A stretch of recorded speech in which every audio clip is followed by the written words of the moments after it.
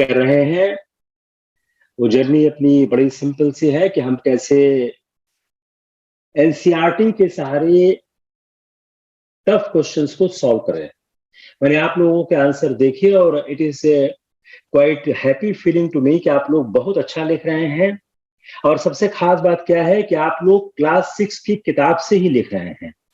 शायद आपने पहले ये नहीं सोचा होगा कि क्लास 6 की किताब से हम आईएएस का सवाल हल कर सकते हैं। और अगर आप किसी को कहें कि मैं क्लास 6 की किताब से आईएएस का सवाल हल कर रहा हूं तो शायद वहां पर हंसेगा।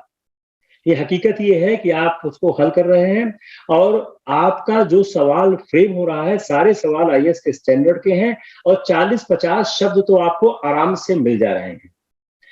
मैंने ऑलमोस्ट सब लोगों के सवाल देखे, आंसर देखे। आप लोगों के आंसर में कोई खास समस्या नहीं है। अभी आप लोग नए एस्पायरेंट हो, सीख रहे हो, सब 98, 99, 2000, 2001 बॉर्न बच्चे हो। अभी आपको समझने में समय लगेगा और आपको एक रफ सी में जल्दी ही फेंक दिया गया है। तो स्विमिंग आप लोग फास्ट सीखोगे। लगातार लिखते रहो। जो सवाल हम फ्रेम करते हैं वो आंसर करो। आप सवाल खुद ही फ्रेम करो। आप और एग्जाम तलाश करो। यूनिवर्सिटी का एग्जाम है, पीसीएस का एग्जाम है, राजस्थान पीसीएस का एग्जाम है, एमपी पीसीएस का एग्जाम है, ऑप्शनल का पेपर, कहीं भी देखो आंसर लिख डालो आप। चलिए आज हम लोग एक दूसरा टॉपिक शुरू करते हैं, वैदिक एज। कि हमारा सबसे इंटरेस्टिंग पार्ट क्या है कि वैदिक एज पर आज तक आईएएस मेंस में कोई सवाल नहीं आया है। तो जिस पार्ट से सवाल नहीं आया है वह एक पोटेंशियल हो गया अपने लिए। तो हम लोग इसको और विस्तार समझने की कोशिश करते हैं क्योंकि जब आज तक आईएएस मेंस का सवाल पिछले 30 सालों में नहीं आया है तो आगे आने के चांस दिख रहे हैं। तो चलिए हम स्टार्ट करते हैं वैदिक एज। अब पहली बात क्या है कि जो वैदिक एज है इसको जानने का सोर्स क्या है। आप लोग एक चीज जरूर नोटिस करते हैं कि मैं सोर्स पे अटैक बहुत करता हूं। उसका रीजन क्या है, अगर आप 2013 से लेके और 2020 तक का पेपर देखें तो शायद 3 से 4 बार जो आपके हिस्ट्री का सवाल है वह सोर्सेस पे आया है। और सबसे इंपॉर्टेंट पार्ट क्या है, जनरली लोगों ने सवाल को गलत कर दिया है क्योंकि लोग समझ नहीं पाते हैं सवाल पूछा। तो पहली बात क्या है, हमारा जो वैदिक काल का रिकॉन्स्ट्रक्शन कैसे हुआ है। तो हम पहली चीज देखते हैं, इसके रिकॉन्स्ट्रक्शन के 2 सोर्स हैं, एक लिटरेरी, दूसरा आर्कियोलॉजी। तो पहली चीज आप डायरी में क्या लिखिए कि वैदिक हिस्ट्री के, वैदिक काल के सोर्सेस में कोई सवाल आया है, आपको दोनों लिखना होगा। You write the literary source as well as the article. First thing, आप नोट्स ऐसे बनाइए जैसे यहां पे बना हुआ, यही बनाइए ये। यस कि हमारा जो रिकॉन्स्ट्रक्शन ऑफ जो हमारी हिस्ट्री है, जो रिकॉन्स्ट्रक्शन ऑफ हिस्ट्री हमारी वैदिक लिटरेचर की है, वैदिक समय की है, उसमें अगर सोर्सेस का कोई सवाल आता है तो we write literary source as well as archaeological source. सबसे इंपॉर्टेंट बात क्या है, जो इंडस वैलीज की सिटीज थी, सिटीज वो फिनिश हो गई। इंडस वैली की जो सिटीज थी वो फिनिश हो गई। जब सिटीज इंडस वैली की फिनिश हो गई तो उससे क्या हुआ, कल्चर कंटिन्यू रहा। Write down this, write down this. कल ये सवाल हमारे बीच आया था। The cities finished, the Indus valley declined but the culture want continue. कहां, विलेज में। अब इसी पार्ट पे बनाइए प्री का सवाल। Only this part, only on this part you make the question of the prelims. कि जो इंडस वैली का जो सिस्टम था, उस सिस्टम में जो सिटीज डिक्लाइन हुई उसके बाद कल्चर कंटिन्यू कैसे हुआ। ए, सिटी डिक्लाइन हुई, बी, कल्चर कंटिन्यू हुआ, सी, विलेज में हुआ। Got it. हमारी इंडस वैली की anyone has any planning, any problem? भाई एडमिट करो। अब जो भी वेट कर रहा है एडमिट, यू एडमिट ऑल। या रिपीट करता हूं, आराम से करते हैं, कोई जल्दी नहीं है, कोई जल्दी नहीं है। आराम से करते हैं, अब बिल्कुल आराम से करते हैं।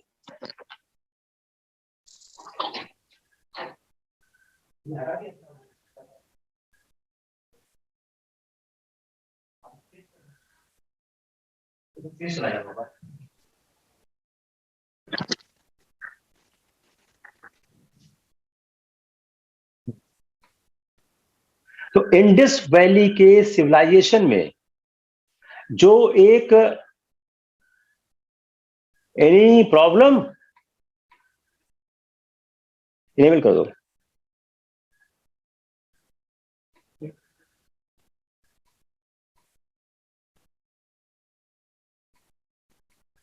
तो इंडस वैली की सिविलाइजेशन में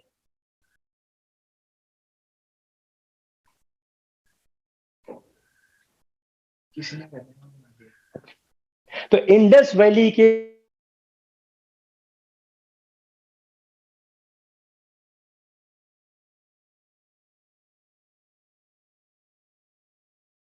सर ये voice is not Audible. Sir आप म्यूट हो गए हैं। म्यूट किया मेरे को, अब ठीक हुआ? Yes sir. इट्स फाइन, आवाज आ गई? Yes sir. आवाज आई या नहीं आई भी? यस सर, आवाज आ अच्छा रही। ओके चलो। आ रही है सर आवाज। क्या आप लोगों का फेस गायब हो गया सबका, इसलिए मुझे दिक्कत लगी? ओके ओके चलो।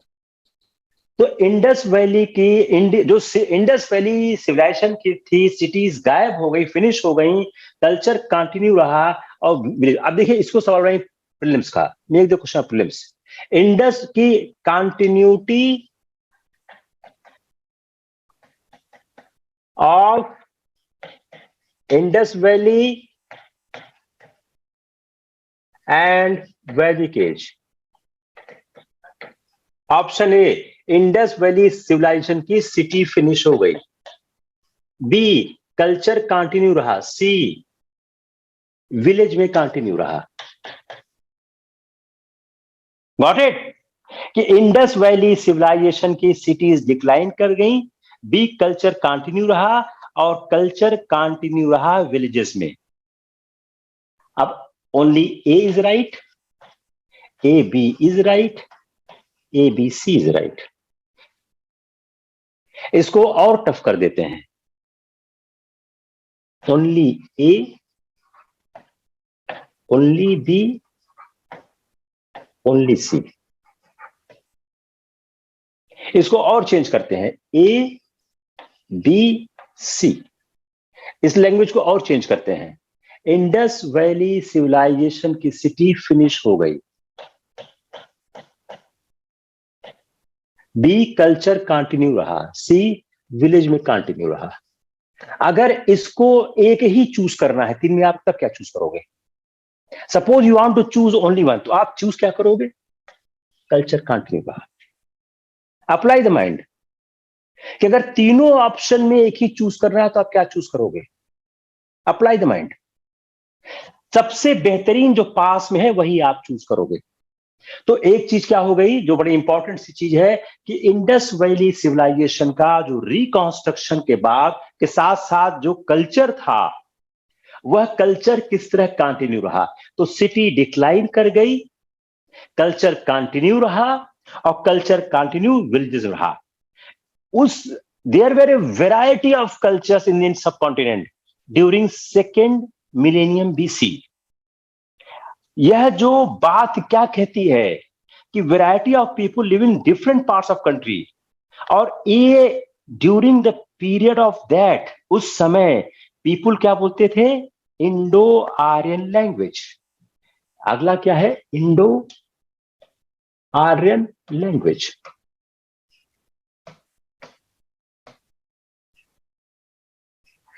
देखिए यहीं से आ रहा है, लोग इंडो आर्यन लैंग्वेज को बोला करते थे। तो जो इंडियन आर्यन लैंग्वेज थी उसकी बेसिक क्या थी? वैदिक संस्कृति, वैदिक संस्कृत। इसकी लैंग्वेज क्या थी? वैदिक संस्कृत थी। तो जो एक इमर्ज हो रहा था, जो नॉर्थ वेस्ट इंडिया से इमर्ज हो रहा था, अब इसको हमको पता नहीं है कि आर्यंस कहां से आए, आर्यन कहां से आए, इसका हमको बहुत ही आर्यन कहां से आए इसका हमको बहुत ही स्पष्ट उल्लेख प्राप्त नहीं होता है, लेकिन इस बात की संभावना है वह नॉर्थ ईस्टर्न ईरान से या कैस्पियन सी, सेंट्रल एशिया, ईरान, कैस्पियन सी, सेंट्रल एशिया। अब आर्यन कहां से आए इसका एक बहुत ही निश्चित रूप प्राप्त नहीं होता है, तो north eastern Iran, north eastern Iran और या जो कैस्पियन सी के पास का रीजन नियर कैस्पियन सी या सेंट्रल एशिया से आए, और इनको इसीलिए इंडो आर्यंस भी कहते हैं। तो अगला क्वेश्चन क्या हो गया कि आर्यंस कहां से आए, यह सवाल आने की संभावना कम क्यों है, क्योंकि इस सवाल के बारे में एक निश्चित मत प्राप्त नहीं है। जिस सवाल के बारे में एक निश्चित मत प्राप्त नहीं होता है उस सवाल को पूछने से यूपीएससी परहेज करती है, तो इसलिए सवाल के पूछने की संभावनाएं थोड़ा कम है। यह आर्यन क्यों कहलाए, अब देखिए इस पूरे इससे आप एक निकालिए, यह आर्यन क्यों कहलाए। भाई आप लोग मत बोलो, थोड़ा सा क्लास का डेकोरम मेंटेन रखो। ये आर्यन क्यों कहलाए। नेक्स्ट क्वेश्चन, इनको आर्यन क्यों कहा गया। Language, A language, B area, C colour, D race.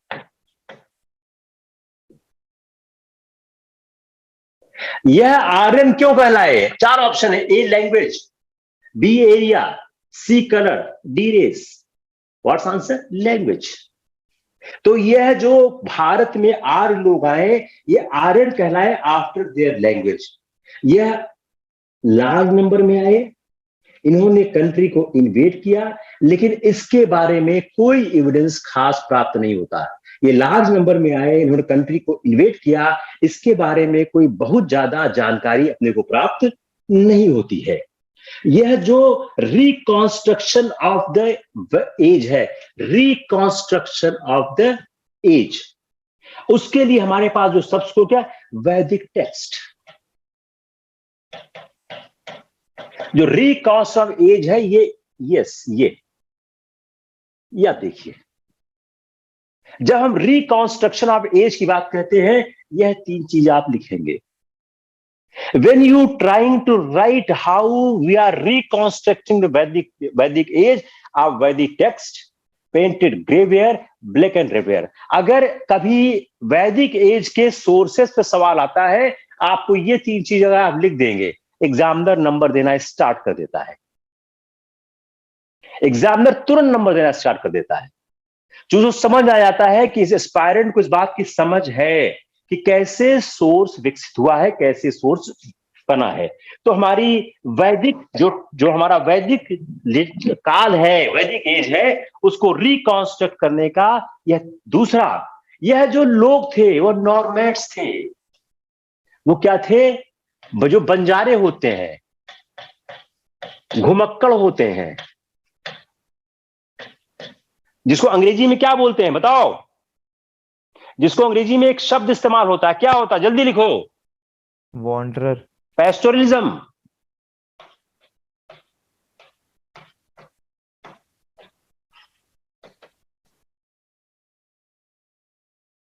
तो ये घुमक्खड़ थे, चरवाहे थे, ये पैस्टोरलिज्म थे ये। तो यह रिकॉन्स्ट्रक्शन के लिए वैदिक टेक्स्ट था, प्रिंटेड ग्रेवियर थे, ब्लैक एंड रेड वेयर थे। इनके सहारे यह जानने की कोशिश की गई, और in these region adjoining this area जो जो दो पोट्री पाई, ये क्या है, दोनों पोट्री हैं, ये भी पोट्री है, ये भी पोट्री है, तो आप क्या बोल सकते हो, पॉटरी वॉज ऑल्सो। अब देखिए कैसे सवाल बन सकता है, pottery was also a source to construct the history of the Vedic time. Pottery को कैसे सोर्स की तरह इस्तेमाल किया गया है, तो आप यह भी कह सकते हो कि जो उस समय की पॉटरी है वह सोर्स दे रही है हिस्ट्री को समझने के लिए, वैदिक काल को समझने के लिए। तो इसलिए कंक्लूजन क्या होगा, both literary and archaeological source. एक सवाल लिखो आप, राइट डाउन ए क्वेश्चन।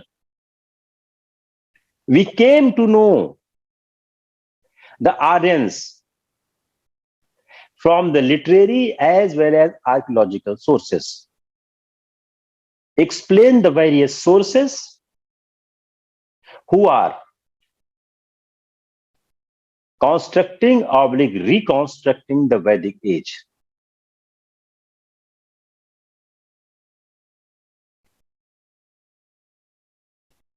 आप उन स्रोतों का उल्लेख करें जिसके आधार पर वैदिक काल के इतिहास की रचना, पुनर्रचना की जाती है।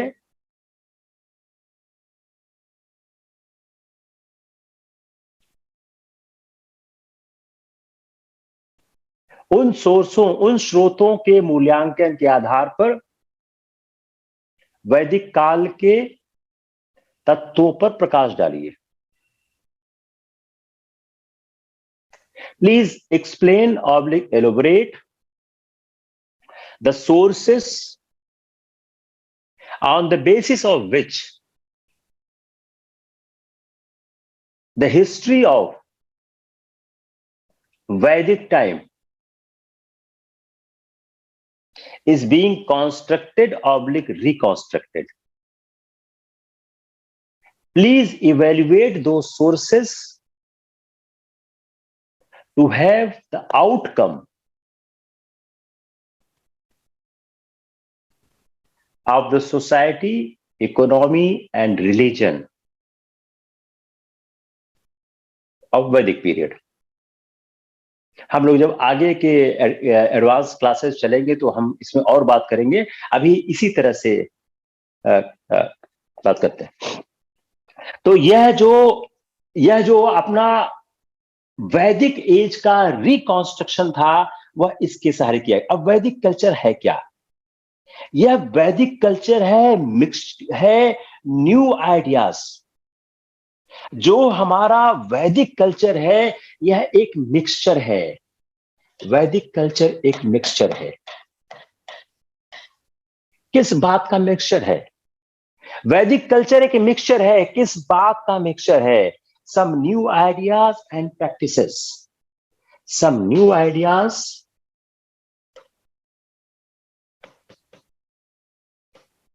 And practices.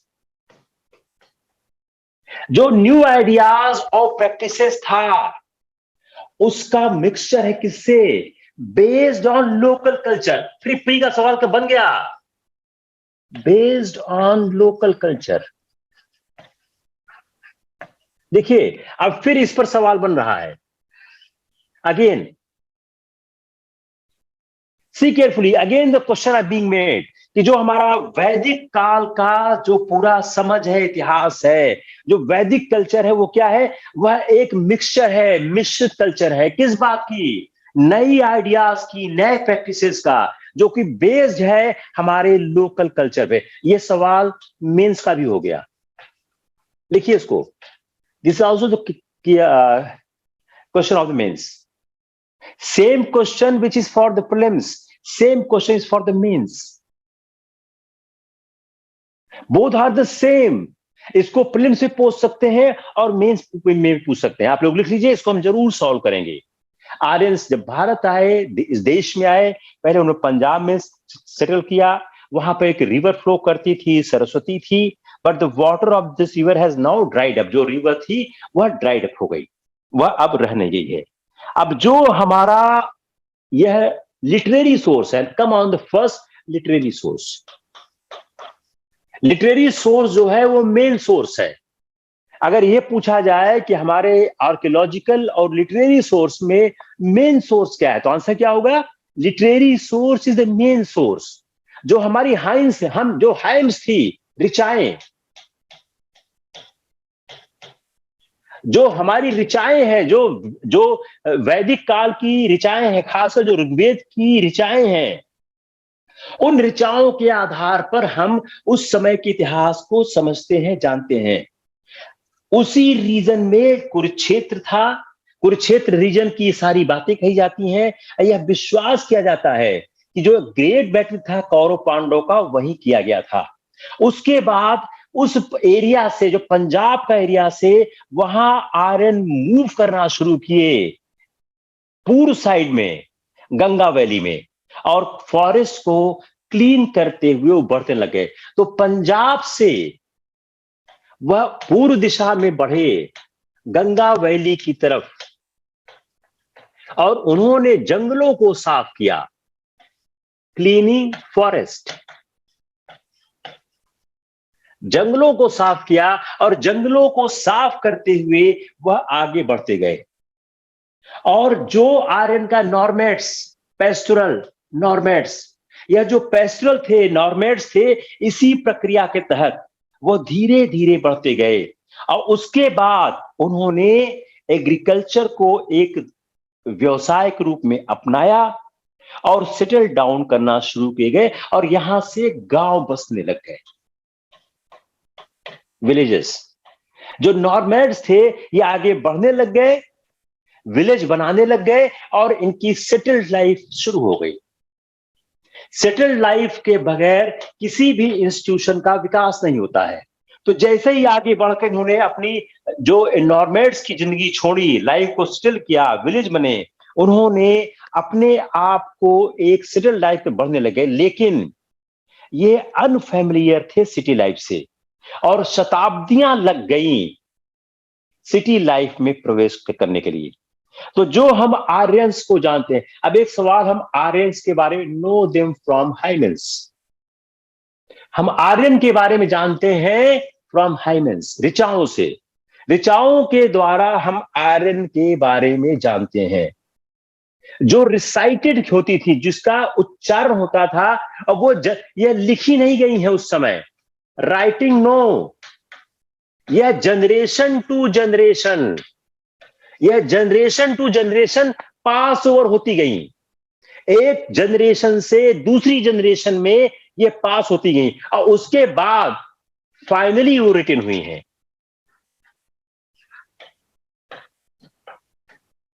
तो जो बढ़ते बढ़ते बाद में लिखी गई, लेकिन जनरेशन के द्वारा पास कर दी गई। और जो एक फॉर्मेशन था, जो इनका बारे में इंफॉर्मेशन है, कल्चर है, वो हाइमेंस हमको प्राप्त होता है। ये जो हाइमेंस थी, ये हाइमेंस थी क्या? What is hymns? What is? अगला सवाल, ये हाइमेंस है क्या? ये ऋचाएं क्या हैं? ये क्यों कंपोज की गई हैं? Praise of the God. अगला सवाल फिल्म्स का बहुत बार आया हुआ है, कई बार आया हुआ है। प्रेज ऑफ गॉड, ईश्वर की आराधना थी, ईश्वर की स्तुति थी, ईश्वर की प्रशंसा थी। कौन से जिसको ये वर्शिप करते थे? Rules were made about their religious ceremonies, और उनकी लिए सेरेमनीज के लिए रूल्स बनाए गए। उसी इस समय 4 वेद आ गए, 4 वेदास, ऋग, यजु, साम, अथर, 4 वेद उस समय आ गए। 4 वेदास हमारे सामने आ गए, ऋग्वेद, यजुर्वेद, सामवेद, अथर्ववेद। और ये क्या थे? यह लॉन्ग पोएम्स थे। अब इसमें इन इन इन इन ऋग, यजुर्वेद, सामवेद में क्या था? इन 4 वेदास में उस समय की ऋचाएं थी। They also wrote the long poems about kings and their heroes, जिसमें उनकी ब्रेवरी थी, उनके बैटल्स थी। और these poem were collected became the 2 epics। इसके बाद 2 epics आए। अब देखिए, आप दोनों में फर्क करिए। दोनों एपिक्स में, रामायण और महाभारत, दोनों एपिक्स में, और इन वेदों में क्या फर्क है? जो इपिक्स थी, दोनों इपिक्स क्या थे? ये लॉन्ग पोएम्स थी। लिखिए आप, व्हाट आर द इपिक्स? आप लिखिए कॉर्नर पे, difference between the Vedas and इपिक्स। लिखिए आप कॉर्नर में, जो इपिक्स थे ये क्या थे? ये लॉन्ग पोएम थी। अब सवाल क्या आ गया? लॉन्ग पोएम क्या थी? ए ऋग्वेद, बी यजुर्वेद, सी महाभारत, डी रामायण। आंसर क्या होगा? सी और डी। ये लॉन्ग पोएम्स थी। इन लॉन्ग पोएम्स में था क्या? ब्रेवरी और बैटल्स थे। अगर आप रामायण महाभारत पढ़िए तो उसमें ब्रेवरी है, बैटल्स है, उन राजाओं के बारे में जिनके बारे में लिखा गया। इसके बाद एक पॉलिटिकल ऑर्गेनाइजेशन शुरू होता है, पॉलिटिकल ऑर्गेनाइजेशन। जो पॉलिटिकल ऑर्गेनाइजेशन है वो किस तरह का था? जो सोसाइटी थी कैसी बनाई गई? सोसाइटी इस समय डिवाइडेड थी ट्राइब्स में। Tribes, society divided in tribes. Society को ट्राइब्स में डिवाइड किया गया था। ये ट्राइब्स क्या थे? सेटल्ड थे एक पर्टिकुलर रीजन में। मेरे ख्याल फास्ट नहीं, स्पीड ना, फास्ट बताना। एक पर्टिकुलर रीजन में ये सेटल्ड थे। सोसाइटी थी, सोसाइटी ट्राइब्स में डिवाइडेड थी। यह एक पर्टिकुलर रीजन में सेटल्ड थे। यह ट्राइब्स क्या करते थे? आपस में लड़ते थे। क्यों लड़ते थे? ये आपस में लड़ा करते थे। ये ट्राइब्स आपस में क्यों लड़ते थे? और द हर्ड्स ऑफ एनिमल्स की जरूरत थी, ग्रास लैंड की थी। तो जो ट्राइब्स लड़ते थे, पोजीशन ऑफ ग्रास लैंड। अगला सवाल प्रीलिम्स था, position of grass land. Clear हो रहा नहीं हो रहा है? अगला सवाल लिखिए कॉर्नर पे। जो सोसाइटी थी ट्राइब्स में डिवाइडेड थी, ट्राइब्स आपस में लड़ते थे। वो आपस में क्यों लड़ते थे? चूंकि ट्राइब के पास जानवर हुआ करते थे, हर्ड्स ऑफ एनिमल्स हुआ करते थे, जिनको चरने के लिए, ग्रेजिंग के लिए ग्रासलैंड चाहिए होता था। और उस ग्रासलैंड के पोजीशन के लिए ये ट्राइब लड़ा करते थे। और जो ईच ट्राइब थी उसका एक किंग होता था। Each tribe has a king. जितनी ट्राइब बनती थी, हर ट्राइब का किंग हुआ करता था। वह जो ट्राइब का किंग था वह इनिशियली सिलेक्ट होता था फॉर हिज स्ट्रेंथ। जो ट्राइब का किंग था सिलेक्ट होता था कैसे? अपनी एफिशिएंसी पे, अपनी ब्रेवरी पे। और बाद में यह वंशानुगत हो गया। तो सवाल क्या हो गया? What is the question? Initially when tribe was formed, initially when tribe was formed, king was selected on the basis of bravery, but later on become hereditary. आप दोनों को बांट के देखिए, देखिए बड़ी फाइन लाइन है। अगर आप यूपीएससी के सवालों को देखिए, आपको यहीं आके पकड़ देती है, आप सवाल गलत कर देते हो। क्लियर? अब वो जो किंग था वह रूल कैसे करता था? How king was ruling? How king was ruling? Answer क्या होगा? Wishes of tribe. King rule कैसे करता था? किंग रूल करता था according to wishes of tribe. और कई लोग ऐसे होते थे जो उसको असिस्ट करते थे। उसमें एक कमांडर ऑफ वॉरियर होता, सेनानी, सबसे महत्वपूर्ण सेनानी। सेनानी कौन था? Commander of warrior. Commander of warrior was the सेनानी, जो हमेशा राजा के साथ होता था। दूसरा पुरोहित। अब देखिए, इनिशियल संरचना राजनीति की बन रही है, पॉलिटिक बन रही है। जो सेनानी होता था वह हमेशा राजा के साथ होता था और वह कमांडर होता था। दूसरा हुआ था प्रीस्ट, पुरोहित। वो क्या करता था? Religious ceremonies. इसके सहारे लिखिए, मैं इसी को आगे आप लिखते आइए, ऐसे करते आइए, रिलीजियस सेरेमनीज। जो प्रीस्ट होता था वो क्या करता था? वह रिलीजियस सेरेमनीज के बारे में कार्य करता था, जो परफॉर्म करता था इस सेरेमनीज को, और वह एडवाइस करता था। मैसेंजर्स हुआ करते थे। तीसरा मैसेंजर्स। मैसेंजर्स ये क्या करते थे? कांटेक्ट। अगले मैसेंजर्स हुआ करते थे। मैसेंजर्स क्या करते थे? यह कांटेक्ट करते थे किसके बीच? With his tribesman living in neighbouring villages.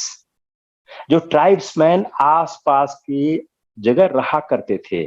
King. अगला ग्रामनीस। ग्रामनीस यह क्या हुआ करता था? तो जो ग्रामनीज हुआ करता था, यह इससे किंग कंसल्ट कर, जो हेडमैन ऑफ द विलेज हुआ करता था, इससे किंग कंसल्ट करता था। जब कोई महत्वपूर्ण चीज हुआ करता था तो king took the advice of the entire tribe. तो अब आप एक चीज कंक्लूड करने की कोशिश करिए। सेनानी, देखिए, सेनानी, पुरोहित, मैसेंजर, ग्रामीण। 1 2 3 4। अब इसको प्री का सवाल बनाइए। एक सवाल क्या बनाइए कि वैदिक काल में कौन कौन से महत्वपूर्ण पदाधिकारी थे? ए सेनानी, बी पुरोहित, सी मैसेंजर, डी ग्रामनीस। ओनली ए राइट, बी राइट, सी राइट, डी राइट। दूसरा सवाल बनाइए, इन सबका काम क्या था? क्लियर हो गया? It's clear? नहीं क्लियर हो रहा है? क्लियर हो गया? Very nice, very nice. कोई ऐसा है जो क्लियर नहीं हुआ?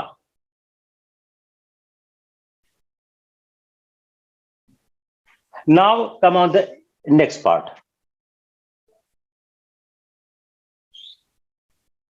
कम ऑन द नेक्स्ट पार्ट। समिति, सभा, बड़ी इंपॉर्टेंट चीज है। समिति और सभा थी क्या? जो किंग, जो राजा था, वह एडवाइस लेता था इंटायर ट्राइब से। जो असेंबली थी उसको समिति बोलते थे। समिति क्या था? Any would can speak, any one can speak, can speak his mind. समिति क्या थी? इन समिति any one could speak of his mind, जो उसकी प्रॉब्लम थी। सभा, smaller assembly of selected people, smaller assembly of selected one, of selected people. तो एक चीज और क्या हो गया? सभा और समिति में फर्क क्या था? Got it? तो जो कोई इंपॉर्टेंट मैटर होता था जिसमें राजा इंटायर ट्राइब की एक एडवाइस लेता था, उस एडवाइस को वह समिति से लेता था। तो वह समिति हुआ करती थी जिसमें कोई भी आदमी अपनी बात कह सकता था। दूसरी एक सभा हुआ करती थी जो स्मॉलर असेंबली थी, जिसमें सिलेक्टेड पीपल काम किया करते थे। तीसरा विलेज, जो एक हायरार्की का सिस्टम था। ट्राइब को, जो एक ट्राइब था, ट्राइब को स्प्लिट किया गया। जो वैदिक काल की ट्राइब थी, ट्राइब को वैदिक किया गया स्मॉल यूनिट्स में। वो स्मॉल यूनिट्स क्या थी? विलेज। स्मॉल यूनिट्स क्या थी? विलेज। विलेजेस जो थी उस समय की स्मॉल यूनिट हुआ करती थी, जिसको हम आजकल जो ग्राम है, गांव ग्राम बोलते हैं, उसको ग्राम्स कहते थे। जो ग्राम्स थे, विलेजेस थी, वह स्मॉल यूनिट हुआ करती थी। अब इसमें क्या होते थे? Number of families. अब देखिए, इसका आप चार्ट बनाइए। Family, number of families, village हो गया, ट्राइब बन गया। Got it? चार्ट बन गया आपका। तो जो विलेज थे वो डिवाइडेड थे इनटू द फैमिलीज, और जितने मेंबर थे फैमिली को साथ रहते थे, ज्वाइंट हाउस होल्ड हुआ करते थे। ज्वाइंट फैमिली या ज्वाइंट हाउस होल्ड हुआ करते थे।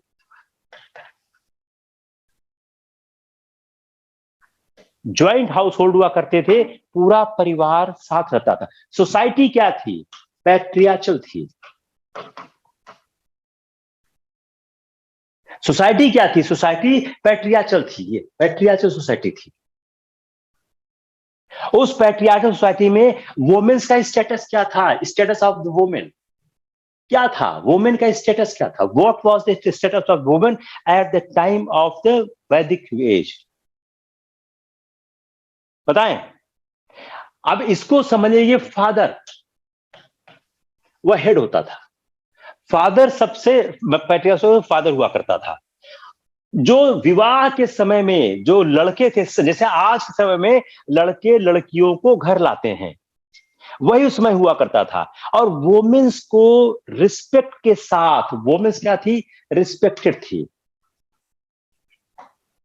जो महिलाओं की दशा बाद में खराब हुई, वह उस समय नहीं थी। वुमेन्स को एक हाई रिस्पेक्ट में रखा जाता था। गर्ल्स को एजुकेशन दिया जाता था। बॉयज गर्ल्स एजुकेशन दोनों साथ साथ थे। अब देखिए, यह आपका जो सवाल है आपके वुमेन्स एम्पावरमेंट से भी अटैच हो रहा है कि जब वुमेन्स एम्पावरमेंट का आप क्वेश्चन आंसर करोगे तो आपको सीधे ट्रेवल करना पड़ जाएगा वैदिक एज में। आप यहीं से पा जाओगे, 10 शब्द का आंसर मिल गया आपको कि वैदिक काल में महिलाओं की दशा अच्छी थी, उनको सम्मान दिया जाता था। उस जो ट्राइब था, ट्राइब में महिलाओं का सम्मान था। Some of the girls were educated along with the boys. वह बॉयज के साथ वह एजुकेशन दिया जाता था। लाइफ क्या थी आर्यंस की? लाइफ ऑफ द आर्यंस क्या थी? लाइफ ऑफ द आर्यंस, जो लाइफ ऑफ विलेज थी, ये इंक्लूड थी मोर पर्सन्स। ज्यादा लोग हुआ करते थे, लैंड कल्टीवेट होते थे। सर्टेन, अब यहां पे सर्टेन विलेजेस ने शुरू कर दिया पर्टिकुलर क्राफ्ट में स्पेशलाइज होना। पर्टिकुलर क्राफ्ट स्पेशलाइजेशन, यह शुरू हो गया। जैसे पर्टिकुलर क्राफ्ट में स्पेशलाइजेशन स्टार्ट हो गया, उससे क्या हो गया? और व्यवसाय आने लग गए, और एरिया को पर्टिकुलर क्राफ्ट से देखा जाने लगा। जहां पर अच्छी मिट्टी मिलती थी वहां पर क्ले वाले होने लगे।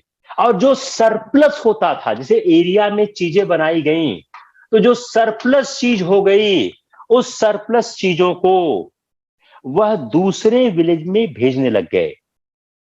जहां पर उस तरह, तो जहां पर इन्होंने पॉट बनाया, पॉट मेन हुआ करता था। उस एरिया में मिट्टी अच्छी थी तो पॉट अच्छे बन रहे थे। पॉट सरप्लस हो गए, उस पॉट को और आसपास के एरिया में भेजा जाना शुरू हो गया। इससे फर्क क्या हुआ? ट्रेडिंग स्टार्ट हो गई। Now trading begin. अब एक सवाल फिर बनाइए, how trading started in the iron time. देखिए, हमने इंडस वैली सिविलाइजेशन में ट्रेडिंग को एग्रीकल्चर के सरप्लस से देखा था। यहां हम क्या देख रहे हैं? यहां से देख रहे हैं।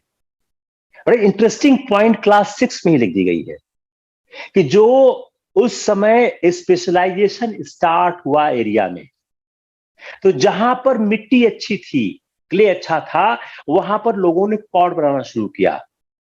पॉट सरप्लस हो गया तो आसपास के गांव में भेजने लग गए। उससे क्या हो गया? ट्रेडिंग स्टार्ट हो गई। बड़ा इंटरेस्टिंग पार्ट है ये कि उससे क्या हो गया? ट्रेडिंग स्टार्ट हो गए। तो trading begin with the goods being exchange and transported from one village to another village. तो क्या हो गया? गुड्स, ये शब्द आप लिखिए, एक्सचेंज्ड, ट्रेडिंग, ये आप लिखिए, इससे आपका काम हो जाएगा। ये आप लिखिए, ये लिखिए, गुड्स क्या ना। अब आपने चूंकि क्लास सुना हुआ है तो आप जब भी ये लाइन पाओगे आपको स्ट्राइक कर जाएगा कि हमको क्या जवाब देना है। तो गुड्स हुआ, एक्सचेंज हुआ, ट्रेडिंग स्टार्ट हो गई। अब यह जो शुरुआती दौर है हमेशा सिंपल ही होता है। यह सिंपल ढंग से शुरू हो रहा था। जो विलेजेस थे, जो कंसिस्टेड कैसे थे, वह हट से बने थे।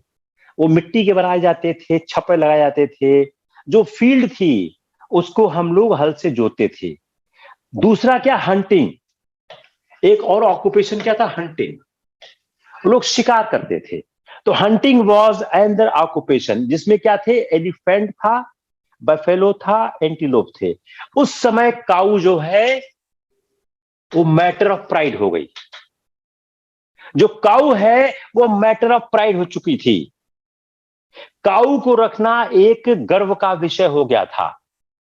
सारे जानवरों में गाय सबसे महत्वपूर्ण हो गई थी। और जो पीपुल थे वे dependent on the produce of the cow. जो काऊ का, जो गाय का उत्पाद था, जो गाय का उत्पाद था, उस पर लोग डिपेंडेंट होना स्टार्ट हो गए थे। अगर देखा जाए तो उस समय बीफ, जो बाद में हमारा बीफ, जो गाय का मांस खाना बाद में बंद हो गया था, उस समय स्पेशल जो गेस्ट थे उनको बीफ दिया जाता था। बाद में ब्राह्मणों ने इसको खाना बंद किया, इसका कंडेम किया। दूसरा, एक आदमी के जीवन की, बड़ा अच्छा सवाल पे लिखा है, आदमी के जीवन की कीमत गाय से आंकी जाती थी। A man's life was valued as equal to the cows. कितनी? 100 काउ। इसमें 100 लिखे, 100, 100 काउस। ये बहुत अच्छा सवाल है प्रीलिम्स का कि एक आदमी के जान की कीमत 100 काऊ के, 100 गाय से। अगर एक आदमी ने दूसरे आदमी की हत्या कर दी तो वह क्या करेगा? He had to give 100 cows to the family of dead man as a punishment. अब क्या हो गया? सवाल बनाइए प्रीलिम्स का। मृत्यु दंड का क्या प्रावधान था? ए, मृत्यु, बी, अंगभंग, सी, कारावास, डी, मृतक के परिवार को 100 गाय देना।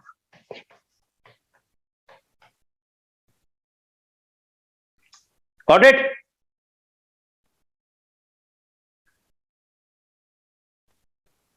आंसर क्या हुआ?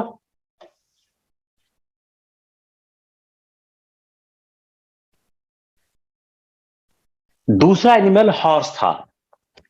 हॉर्स इंडिया का नेटिव एनिमल नहीं है। सिंधु घाटी की सभ्यता में हॉर्स पाया गया, नहीं पाया गया है, इसकी हम मीमांसा अपने अगले के लेक्चर्स में करेंगे। यहां पर हम कहते हैं हॉर्स इंडिया का नेटिव एनिमल नहीं था। इंडिया का आर्यंस उसको ईरान और सेंट्रल एशिया से लेके आए। हॉर्सेस को यूज करते थे अपने रथों में, चैरियट में। और चैरियट रेसिंग, एम्यूजमेंट, आपका ऑक्यूपेशन हो गया चैरियट रेसिंग। चैरियट रेसिंग जो है उनका एक बहुत ही फेवरेट मनोरंजन का कार्य था। The horse also became an important religious symbol as evident from the Ashvamedha sacrifice, Ashvamedha यज्ञ से आप कह सकते हैं हॉर्स जो है वह उनका एक बहुत इंपॉर्टेंट सिस्टम था। नाउ लेट्स सी, लोगों का जो जीवन था, जो आर्यों का जीवन था, वो किस तरह का था। एक आर्य और दस्यु,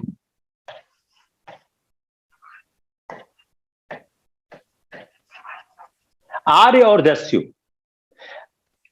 जो दस्यु थे वह लोकल थे, इंडिजिनस पीपल से आर्यन होस्टाइल हो गए, और Dasyu did not worship the same god. अब इनको आर्य का और दस्यु का भेद समझिए आप। ये इंडिजिनस पीपल थे, आर्यन बाहरी लोग थे। जो हमारे दस्यु लोग थे वह सेम लैंग्वेज नहीं बोलते थे। लैंग्वेज, अब आप इसको देखिए कैसे आप डील करेंगे। Arya Dasyu, outsider, indigenous, not same language, not worshipping same God, not worshipping same God, same God को वह वर्शिप नहीं करते थे।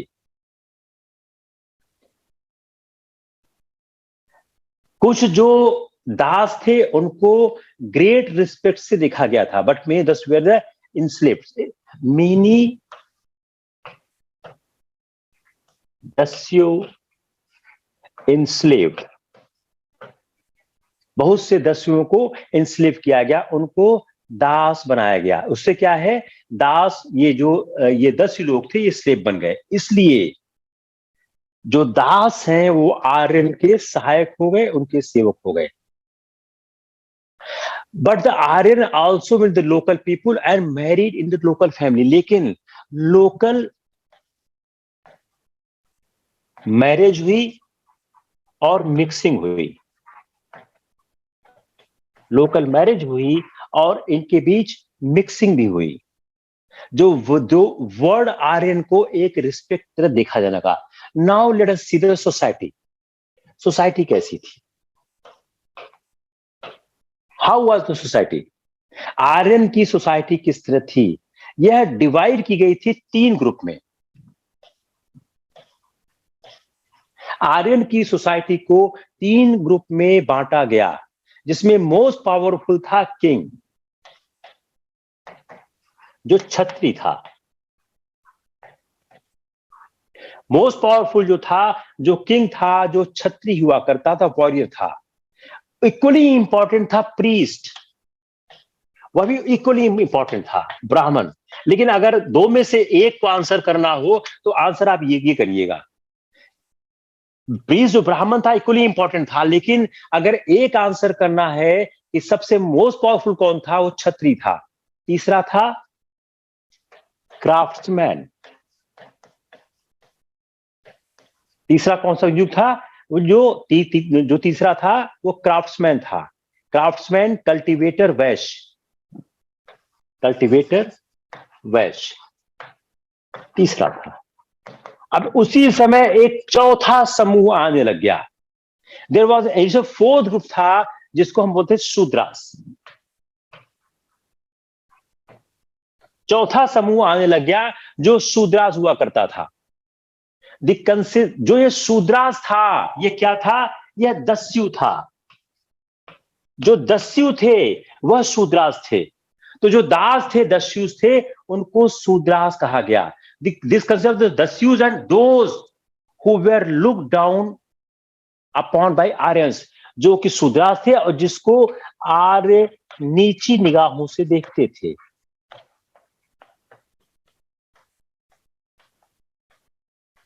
देखिए, अगर आर्यों के सामाजिक संरचना पे सवाल आता है, आप चाहे जिस किताब से पढ़ो, आपको यह लिखना ही पड़ेगा। आप चाहे जहां से पढ़ो, अगर आर्यों की सामाजिक संरचना पे सवाल आया, मेरे ख्याल से 30-40 शब्द बनेंगे, 30 शब्द के आसपास बनेंगे। ये आपको लिखना ही लिखना होगा। तो मैं क्या समझाने की कोशिश कर रहा हूं, कक्षा 6 की किताब से मैं आईएएस का एग्जाम लिखा रहा हूं आपको। लिखना ही है, कोई आप पास चारा ही नहीं है। तो अगर आपने कक्षा 6 की किताब ठीक से पढ़ ली तो आप लिख ले गए, लेकिन आप नहीं पढ़ोगे तो नहीं लिख पाओगे। तो यह एक सोसाइटी का डिवीजन आर्यन के समय बनाया गया था। जिस तरह से समाज उस तरह से बन रहा था और कैसा हो रहा था, तो इस तरह आप कह सकते हो जो आर्यन सोसाइटी है धीरे धीरे 4 समूहों में बढ़ गई। जो ये शुरुआती दौर में देख रहे थे, बाद में ये 4 हो गए। यह 4 समूहों में, खासकर उत्तर वैदिक काल में, हम लोग डिटेल में बात पढ़ेंगे, वह 4 समूहों में बढ़ गए। तो उससे वर्ण का उत्पन्न हो गया क्षत्रिय, ब्राह्मण, वैश्य, शूद्र। क्षत्रिय, ब्राह्मण, वैश्य, शूद्र। अब अगर आप उस तरह की क्रोनोलॉजी बना के लिख दोगे तो आपका आंसर क्या हो गया? बड़ा अच्छा आंसर हो गया। जब इसकी शुरुआत हो रही थी तो शुरू में एक जो बच्चा था वह किसी भी ऑक्यूपेशन को चुन सकता था। आरंभ में यह जो विभाजन था वह विभाजन बहुत ही ज्यादा स्ट्रिक्ट नहीं था। कोई भी बच्चा कुछ भी व्यवसाय चुन लेता था। Any boy can choose,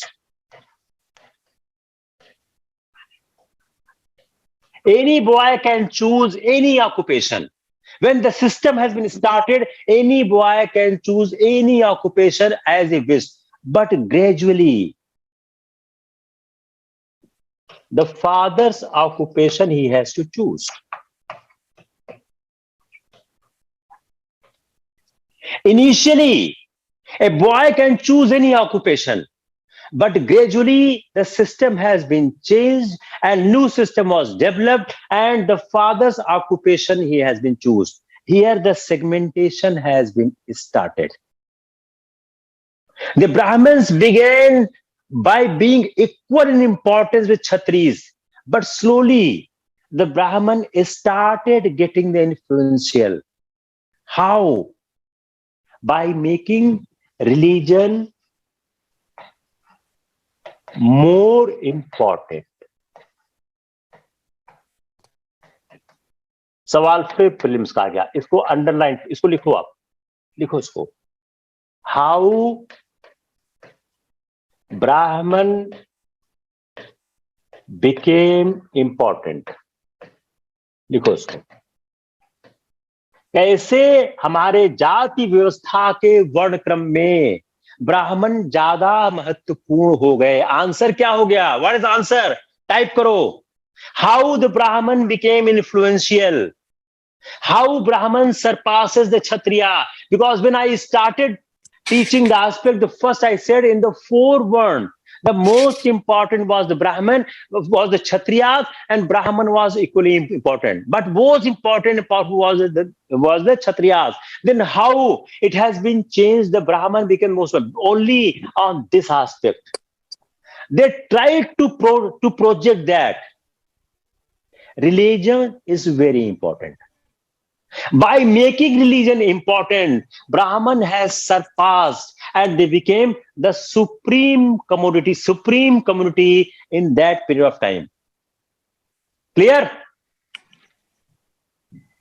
Occupation.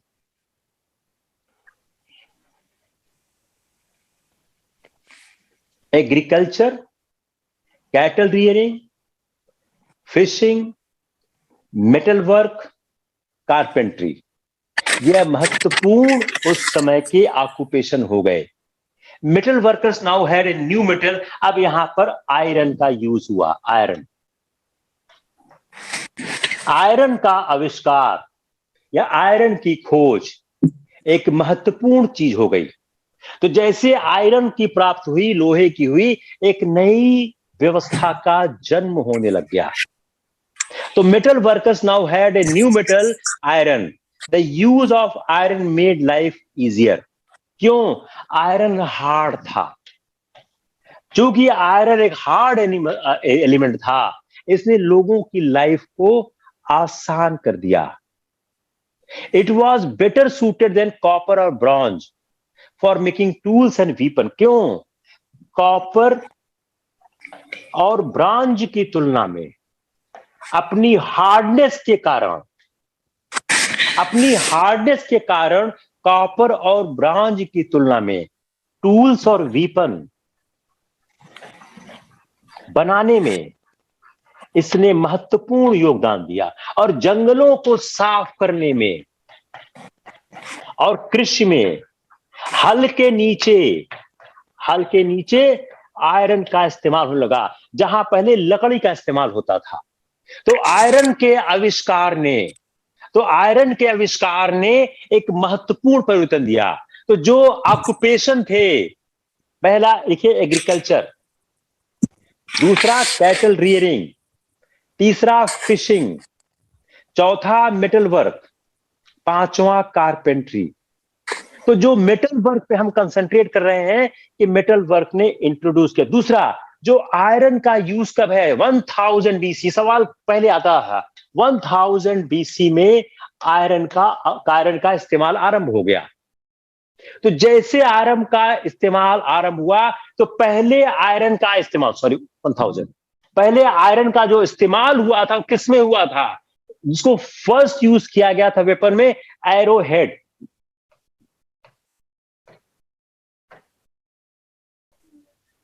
Spear. इसमें आयरन का इस्तेमाल सबसे पहले, अब इसको हम चेंज कर देते हैं वर्ड में। आयरन का इस्तेमाल सबसे पहले कहां हुआ? ए, युद्ध अस्त्र, बी, नाव, सी, खेती, डी, घर के बर्तन। सवाल तो ऐसे बनते हैं ना, सवाल तो इसी तरह से बनाए जाते हैं ना, जो आप लोग कैसे कर पाते हो। तो आयरन का इस्तेमाल देखो, इन्होंने इसका जिक्र नहीं किया, ये जिक्र कर दिया। अब युद्ध भी हटा दिया, अस्त्र, नाव, खेती, ये भी हटा दो, बर्तन। किसी भी तरह से आप लैंग्वेज घुमा दो ना, किसी तरह से। तो आयरन के आविष्कार ने एक महत्वपूर्ण, या जब आयरन को हल के नीचे, जो हल का जो टिप बोलते हैं, आप लोगों ने सबने देखा होगा, जब वहां इस्तेमाल होना शुरू हुआ, एग्रीकल्चर का इंप्रूवमेंट हुआ। एग्रीकल्चर का इंप्रूवमेंट हुआ। एग्रीकल्चर का इंप्रूवमेंट हुआ। एग्रीकल्चर के इंप्रूवमेंट से फर्क क्या आया? जो हैवी सॉइल थी, जो एरिया की जो हैवी सॉइल थी, जो हैवी सॉइल की एरिया थी, जो अभी तक खेती नहीं कर पा रहे थे, वहां खेती करना शुरू हो गया। खेती का विस्तार हो गया। खेती का विस्तार हो गया, ज्यादा लैंड प्राप्त हो गई खेती करने के लिए। उससे क्या हुआ? अर्थव्यवस्था में सुधार हुआ, अर्थव्यवस्था में फर्क आना शुरू हो गया। एक सवाल और लिखिए, आयरन वॉर, एग्रीकल्चर,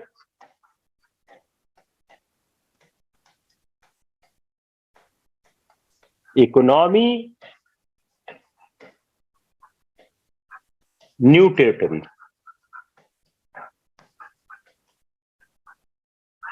इन शब्दों को मिला के क्वेश्चन बन सकता है। प्रिंसिपल वर्ड आयरन है, this is the principal word. Word मदद किया, दिस इज वेरी इंपॉर्टेंट।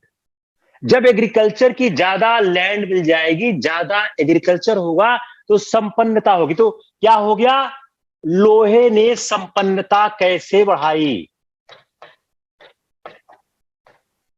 लोहे ने संपन्नता कैसे बढ़ाई? How agriculture was helpful for the prosperity. कैसे एग्रीकल्चर, कैसे प्रॉस्पेरिटी लोहे के सहारे बढ़ने लग गई? How it has been started doing. Clear और नॉट क्लियर? किसको क्लियर नहीं हुआ?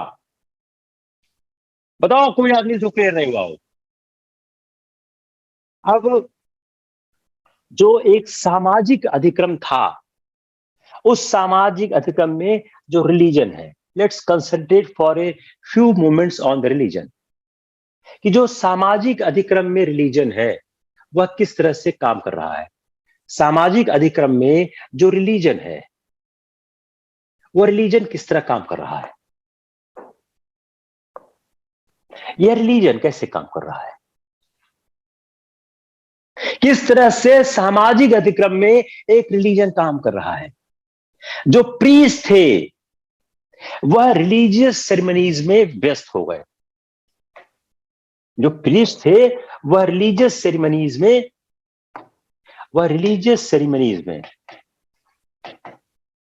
व्यस्त हो गए। तो जो प्रीस्ट जब रिलीजियस सेरेमनी में व्यस्त हो गए, उससे क्या हो गया? यह टीचर भी हो गए, ये पढ़ाने भी लग गए। तो एक तरफ क्या करते, धार्मिक अनुष्ठान करते थे, सेक्रीफाइसेस कराते थे, एंटायर ट्राइब उसमें भाग लेता था, जो कई दिन तक चला करते थे। दूसरा, वह अध्यापक हो गए, और जो यंग बॉयज हैं इनके साथ रहने लग गए। यंग बॉयज इनके साथ रहने लग गए।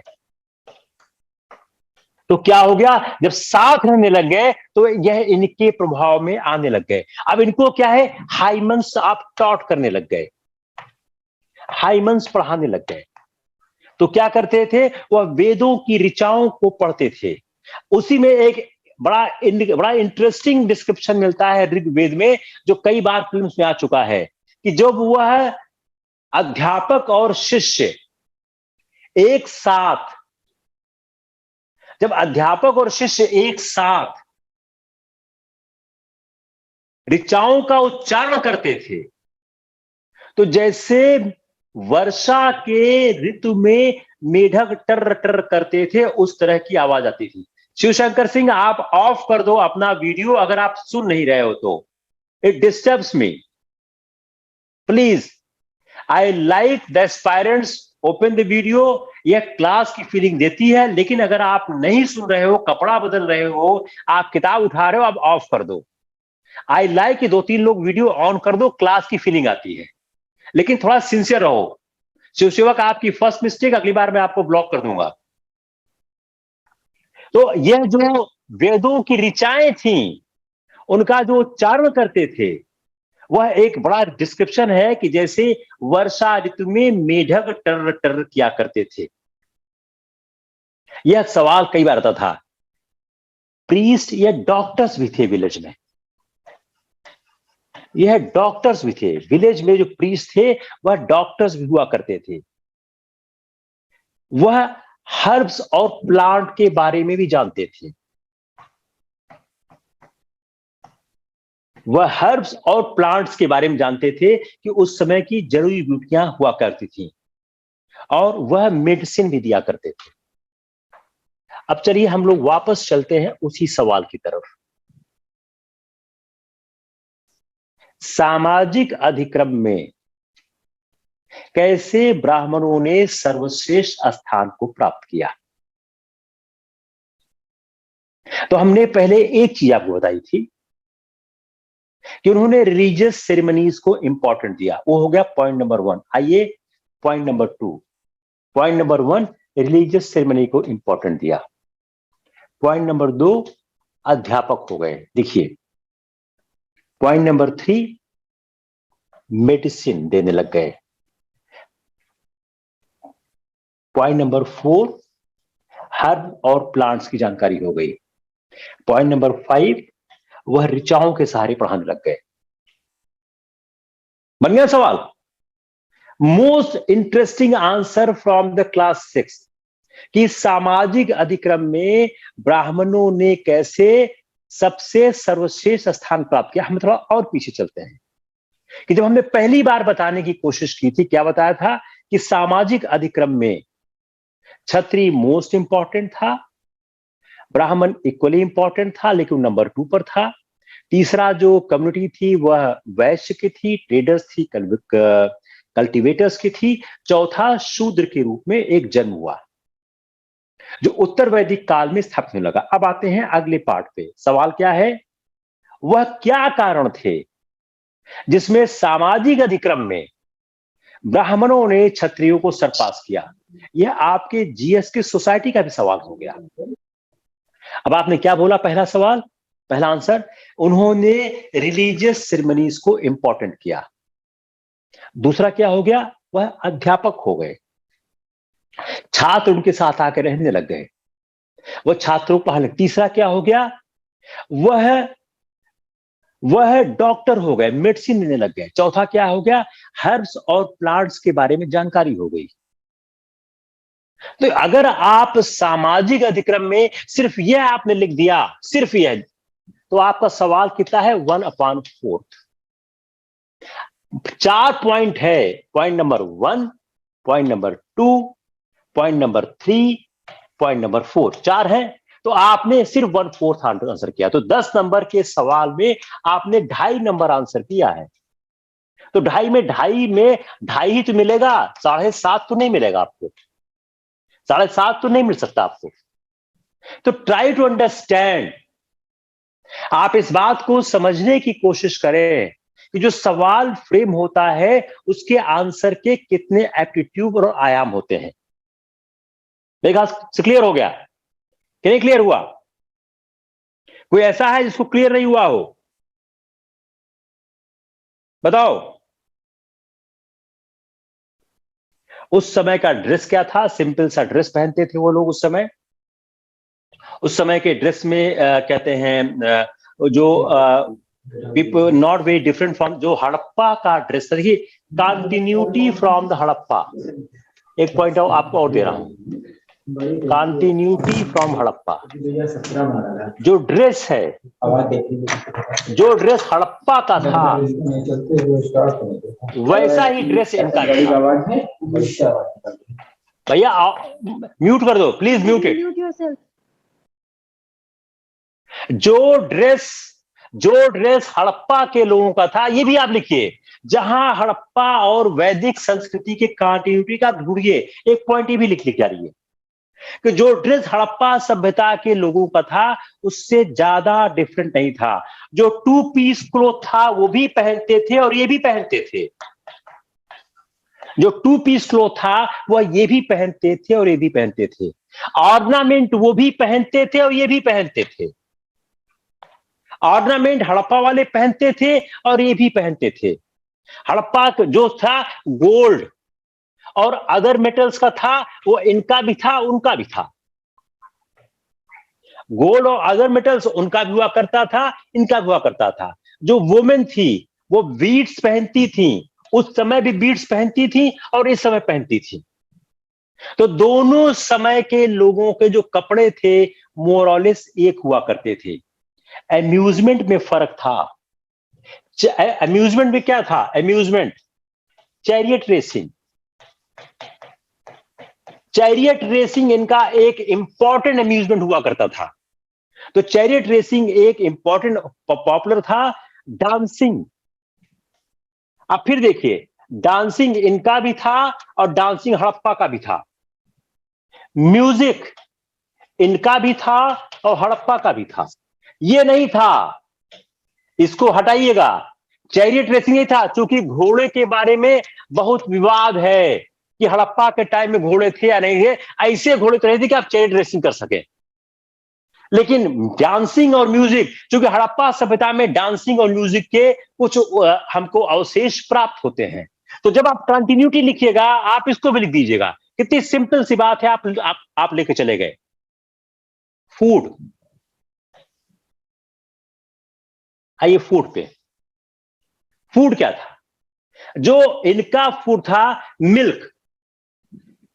यह मिल्क बहुत ज्यादा इस्तेमाल करते थे। ग्रेट डील में मिल्क का ये लोग इस्तेमाल किया करते थे। बटर,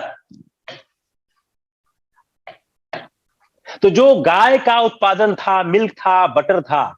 सोम, रिलीजियस सेरेमनीज, तो सोम का हमेशा इस्तेमाल नहीं होता था। रिलीजियस सेरेमनीज में सोम का इस्तेमाल होता था, उसका कारण क्या था? अब एक सवाल फिर बन गया, सोम का इस्तेमाल ओनली रिलीजियस सेरेमनीज में क्यों होता था? आंसर क्या है? Difficult to prepare. लिखो उसको, डिफिकल्ट टू प्रिपेयर।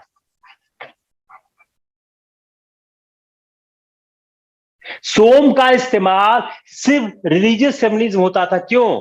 इनको बनाना आसान नहीं होता था। Now let's come on the bit interesting part, religion कैसा था?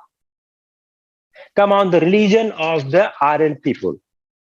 आर्यन वर्शिप करते थे मेनी गॉड्स। तो जो हमारे यहां बहुवाद की परंपरा है, बहुदेववाद। अब आप देखिए आप देखिए जो हमारा हड़प्पा सभ्यता था, उसकी धर्म के बारे में हमको बहुत कम जानकारी है। लेकिन जो हमारे आज के हिंदू समाज का जो बहुदेववाद है, वह हमारा वैदिक काल से चला रहा है। यह मेनी गॉड्स की पूजा किया करते थे, उपासना किया करते थे। उसमें क्या थे? फोर्सेस। कौन सा? नेचर। नेचर फोर्सेस, जो प्रकृति की शक्तियां थीं, इसकी यह उपासना करते थे। सन, स्टार, थंडर, इन सब की उपासना करते थे। इन सब से इनको डर लगा करता था। मून, विंड, लिखते जाओ, जितने भी आपको प्रकृति की शक्तियां दिख रही हैं, यह सब की उपासना किया करते थे। अर्थ, ट्री, जितनी प्रकृति की शक्तियां आप देखिए, ज्यादातर की, रिवर्स, माउंटेन्स, अब क्या है, इसी लिस्ट में का आप गायब कर देंगे, आप स्लिप कर जाओगे। इन सब की यह उपासना किया करते थे। यह गॉड और गॉडेस दोनों की संकल्पना को जानते थे। Dyaus Pitar, sky walk god, Dyaus Pitar, sky god, Dyaus Pitar, sky god, यह आकाश का देवता हुआ करता था। इंद्रा, सबसे महत्वपूर्ण कौन था? इंद्र था। इंद्र को सबसे महत्वपूर्ण मानते थे। किसका था? God of rain, star war, Surya, sun god. Surya क्या था? वह सन गॉड हुआ करता था। अग्नि, अग्नि God of fire,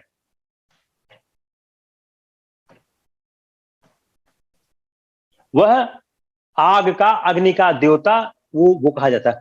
Usha, god of dawn, Usha god of dawn, जो अपना सूर्योदय होता है, जो प्रभात की पहली लालिमा होती है, उसको हम गॉड ऑफ डॉन बोलते थे। इन गॉड्स को, जो हमारा ह्यूमन फॉर्म है, उसमें उपासना करते थे, लेकिन ये सुपर ह्यूमन बीइंग माने जाते थे।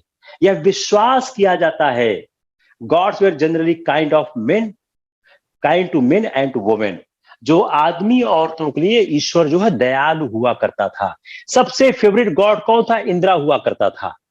इंद्र क्या हुआ करता था? वह स्ट्राइक करता था डेमन को, वह दुश्मनों को समाप्त करता था।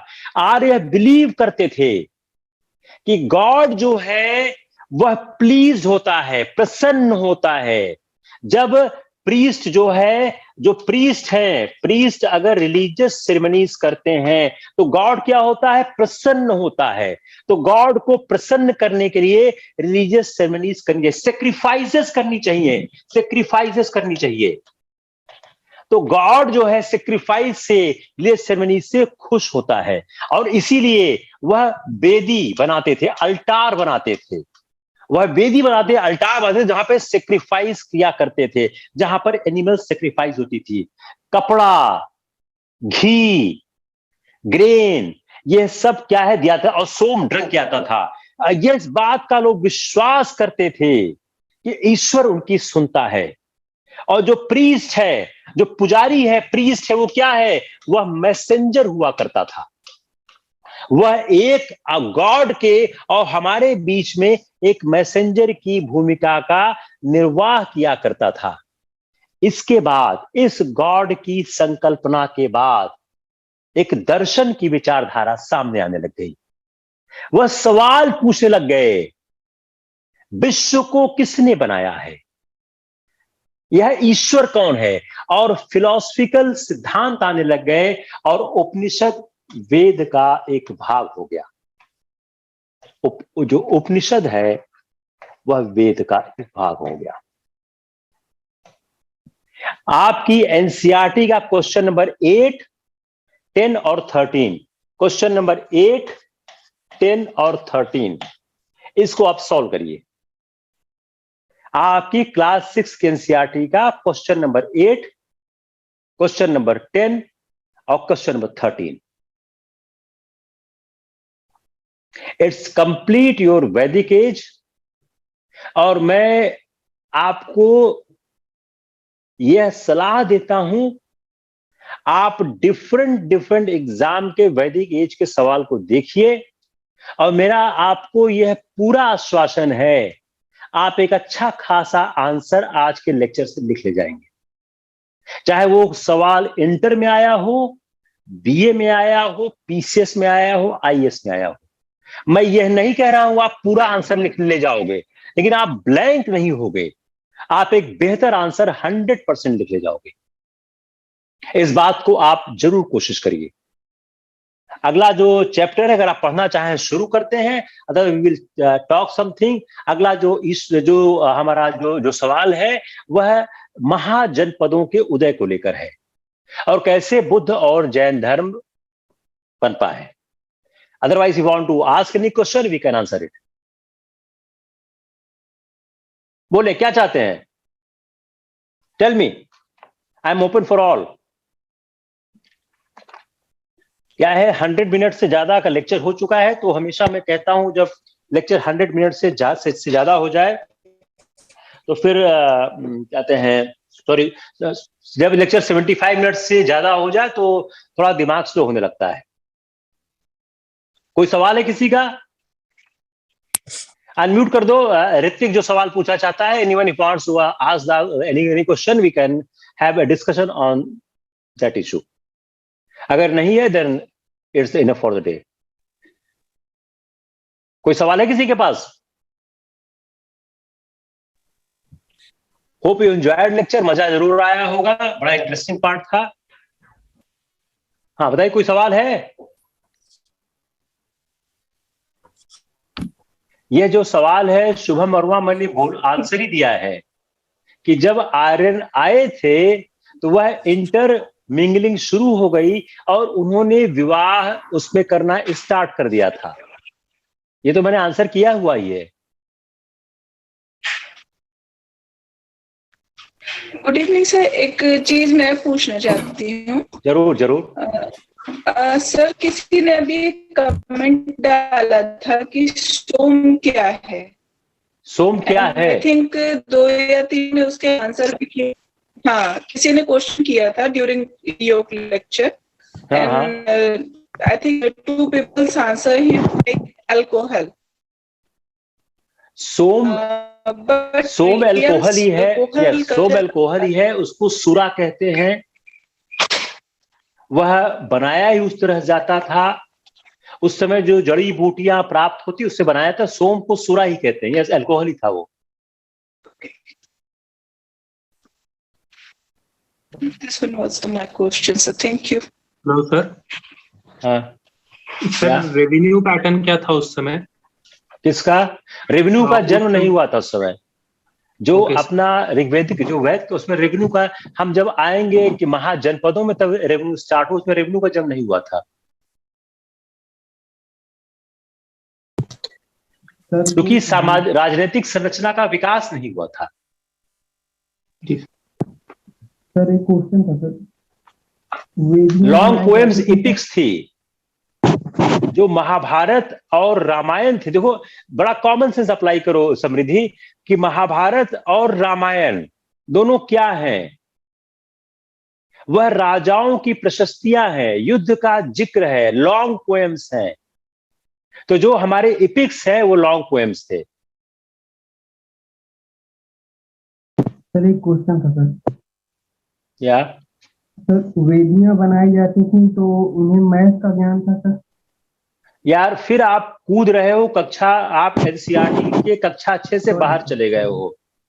मैथ्स का ज्ञान था, कक्षा 12 में लिखा गया है, रघुनाथ थापर ने भी लिखा है कि जो वैदिक काल की जो एक सेक्रीफाइसेस थी, जो एक वेदियां बनाई गई जिसमें अशोक को मारा गया, उससे दो फायदे हुए, रेखा गणित का ज्ञान हुआ और पशुओं की एनाटॉमी का के बारे में जानकारी हुई। धीरे धीरे चलते हैं ना। अब आप चले गए एनसीईआरटी कक्षा 12 में, आप चले गए रघुनाथ थापर के, उसमें लिखा हुआ है, आएंगे उस पर हम। अभी आप एक एक कदम चलते हैं ना। नहीं सर, जितना आज पढ़ाया गया वो भी आपको नहीं आता रहा होगा, क्योंकि आपने इस तरह से क्लास 6 को नहीं पढ़ा था। मैं एक लाइन क्लास 6 के बियॉन्ड नहीं बोला हूं आज, not single line. With purpose I am not using anything beyond 6। अगर यूज करूंगा नहीं हो पाएगा। मैं पर्पजली एक एक क्लास लेकर चल रहा हूं और उसी क्लास से आपका मैं क्वेश्चन सॉल्व कर रहा हूं। तो मेरी आपसे सलाह है, आप लेक्चर बाद एनसीईआरटी पढ़ें। आप पाएंगे कि एनसीईआरटी पढ़ने की जरूरत ही नहीं है। You listen my lecture in open NCERT, you find अब एनसीईआरटी में ऐसा कुछ नहीं है जो पढ़ा जाना चाहिए। I am keep repeating, facts NCERT होते हैं, सिर्फ मेरा इंटरप्रिटेशन होता है। मैं एक भी फैक्ट कक्षा 6 की एनसीईआरटी का जो चैप्टर नंबर बता देता हूं। चैप्टर नंबर क्या है? चैप्टर नंबर है, कौन सा चैप्टर था ये? चैप्टर नंबर 3, लाइफ इन वैदिक एज। उसके बाहर ये है आपकी किताब, ये दिस इज द बुक, होगी किताब, नहीं और उस परचेज करिए। इस किताब का जो चैप्टर नंबर 3 है वो 30 पेज नंबर 37 से लेके पेज 44, 7 पेज का है ये। इन 7 पेज के फैक्ट्स के बियॉन्ड एक फैक्ट नहीं है। हाँ, ओल्ड एनसीईआरटी, नई एनसीईआरटी बिल्कुल नहीं पढ़ने की है, ओल्ड एनसीईआरटी पढ़ने की है। मैं इसको कई बार कह चुका हूं। अब मैंने चैट पे वो एक लिंक भी डाल दिया है जहां से एनसीईआरटी पूरी सेट आती है, आप लोग उसको परचेज कर लीजिए। तो जब लेक्चर अपना फाउंडेशन कोर्स का फिनिश होगा, एनसीईआरटी पढ़ने की समस्या ही खत्म हो जाएगी। आप लोग ऐसे नोट्स बनाइए, सारा काम हो जाएगा। अगर आप लोग को ज्यादा एश्योरेंस चाहिए तो क्लास के बाद आप लोग ये किताब है, क्लास के बाद आप लोग एनसीईआरटी फिर पढ़िए। और एनसीईआरटी आप पढ़ेंगे तो आपको निश्चित रूप से यह एहसास हो जाएगा कि ज्यादा कुछ बचा नहीं रह गया। और सवाल भैया? जैसे सर इंडस वैली एज में बैरले और वीट थे, तो सर वैदिक एज में कोई ग्रेन्स? जो इंडस वैली में जो हमारे पास कहते हैं खाद्यान्न थे, वो हमारे पास वैदिक एज में भी थे। जो अगली क्लास आएगी वो उसमें आ जाएगा वो, क्योंकि आज इस 6 पे इसका जिक्र नहीं हुआ, इसमें जिक्र नहीं किया, आगे आपको मिल जाएगा वो। Yes sir, thank you sir. और कोई? सर एनसीईआरटी बस हिस्ट्री की पुरानी वाली ले या फिर सब सारा आप लोग लगता है पढ़ते रहे हो। चैट में आज फिर लोड कर देता हूं। एक एनसीईआरटी की 38 किताबों की सेट आती है। अंजलि, आप चाहे आप लोगों में आपके पास भेजा हूं, आप वो ऑर्डर कर दो, उस सारी किताब आप अपने पास मंगा कर रख लो। वो कुछ 3000 रुपए के आसपास आती है। सर यहाँ पे सारी ओल्ड एनसीईआरटी की बुक है, ऑर्डर की हुई है सर, 38 सेट पूरा आया था। हाँ, आप पास आया है, वही सेम मैं चैट पे फिर लोड मैं उसको कर देता हूँ। ओके सर, ठीक है, थैंक यू। और कोई?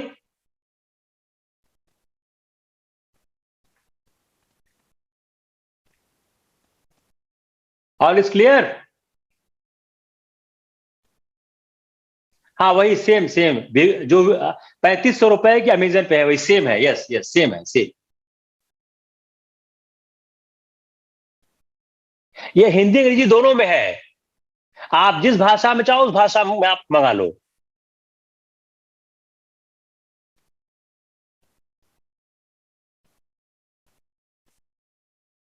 तो मेरे ख्याल से कोई सवाल मुझे देख नहीं रहा किसी और का। अगर कोई सवाल है तो मैं जरूर, otherwise I will close the day. हाँ, I will share the link of NCERT again.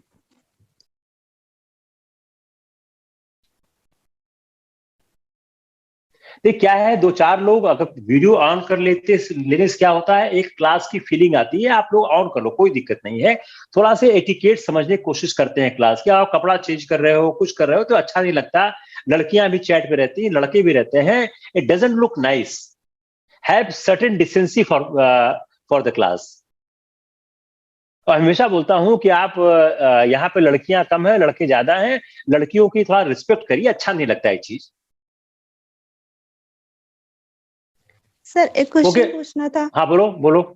Sir इस क्वेश्चन को कैसे एड्रेस करेंगे कि हड़प्पा सभ्यता में कोई सांस्कृतिक साक्ष्य नहीं मिले हैं, जबकि वैदिक काल में कोई पुरातात्विक साक्ष्य नहीं मिले हैं। किसने कहा है कि हड़प्पा सभ्यता में सांस्कृतिक साक्ष्य नहीं मिले? Who said this? Sir question आया था ऑप्शनल पेपर में। किसमें, प्रीलिम्स में या मेंस में? सर मेंस में, हिस्ट्री ऑप्शनल में। ये सवाल नहीं हो सकता। अगर है तो उसको काउंटर करिए आप कि सांस्कृतिक साक्ष्य मिले हैं। किसने कहा सांस्कृतिक साक्ष्य नहीं मिले हैं? हाँ, इंडस वैली सिविलाइजेशन है। एक सिविलाइजेशन में सांस्कृतिक साक्ष्य क्यों नहीं होंगे? किस साल आया है सवाल ये? सर एक सेकंड, सवाल फिर पढ़िए आप। सर 2019 में आया है कि हाँ पढ़िए, सवाल पढ़िए। हड़प्पा संस्कृति के लिए कोई साहित्यिक स्रोत नहीं है, जब एवं वैदिक काल के लिए कोई पुरातात्विक साक्ष्य नहीं है। तो इस तथ्य की व्याख्या कीजिए। अभी आपने क्या बोला है? सांस्कृतिक साक्ष्य। सारी सर स्रोत, सांस्कृतिक स्रोत। सर इसको कैसे एड्रेस करेंगे? साहित्यिक साक्ष्य, ये एक सवाल आप कल क्लास में नहीं थे क्या? आप कल क्लास में थी आप? सर मतलब मुझे ये पूछना है कि आप कल क्लास में थी कि नहीं थी? यस सर थे। तो कल क्लास में ये इशू हैंडल नहीं हुआ है? सर मेरा ये पूछना है कि इसको अगर लिखना है तो स्टार्टिंग कैसे करेंगे? मतलब जो पहली बात, हड़प्पा सभ्यता की जो लिपि है आज तक उसको पढ़ा ही नहीं जा सका है। जब आपने लिपि ही नहीं पढ़ा है तो साहित्यिक साक्ष्य कैसे मिलेगा आपको? Yes sir. यहीं से स्टार्ट हो जाएगा कि हड़प्पा सभ्यता की इसी एक लाइन से आप एग्जामिनर को कन्विंस कर दोगे, आपको समझ है हड़प्पा सभ्यता की लिपि आज तक पढ़ी नहीं जा सकती है। उस लिपि को न पढ़े जाने के कारण हमारे पास कोई साहित्यिक साक्ष्य उपलब्ध नहीं है। काम खत्म हो गया। फिर पढ़ो सवाल, read again the question. Harappa संस्कृति के लिए कोई साहित्यिक स्रोत नहीं है एवं वैदिक काल के लिए कोई पुरातात्विक साक्ष्य नहीं है। दूसरा आप काउंटर करो। अभी मैंने पढ़ाया कि वैदिक संस्कृति में पुरातात्विक साक्ष्य है। अभी पढ़ाया नहीं पढ़ाया आपको? यस और no? Yes sir.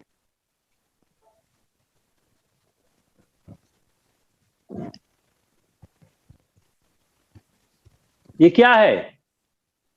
What is this? बताइए सर। तो क्या है ये?